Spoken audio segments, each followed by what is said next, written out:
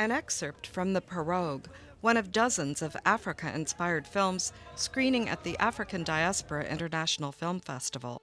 For 2 weeks each year, it offers New Yorkers the chance to see features and documentaries from all over the world, with just one thing in common.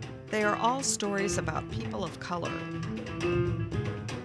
Showing this year, for example, is a documentary exploring the African roots of Argentine tango music, and a feature narrative about a France-raised woman's search for her father on the Caribbean island of Guadeloupe,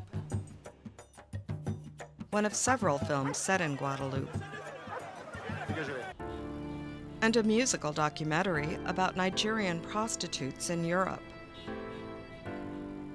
If they arrest you, you will not say any word to the police. You will not tell the people that brought you to Europe. You will not tell them where you live. You don't give them any information.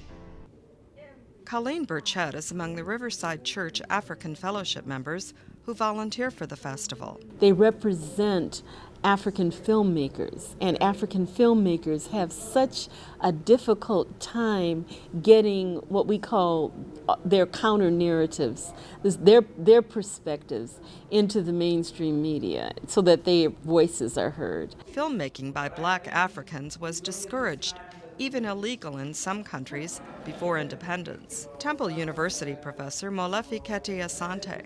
During the colonial period, film was used mainly in a political sense and also to point out the atrocities of apartheid.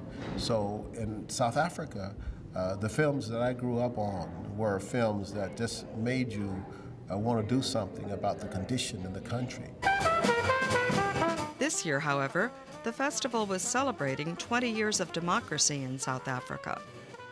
Mabato Ramagoshi, chair of the National Film and Video Foundation, introduced several young filmmakers. Because we know that in investing in the young people, we are now investing in our future. So please look at them and support them going forward. Thank you very much.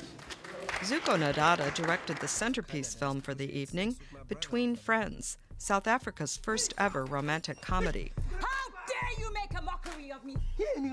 I think it was about time where people wanted to watch a film that they would feel good afterwards. And there was no better way than telling this reunion story, where you've got a bunch of young people in a beautiful lodge just having a holiday.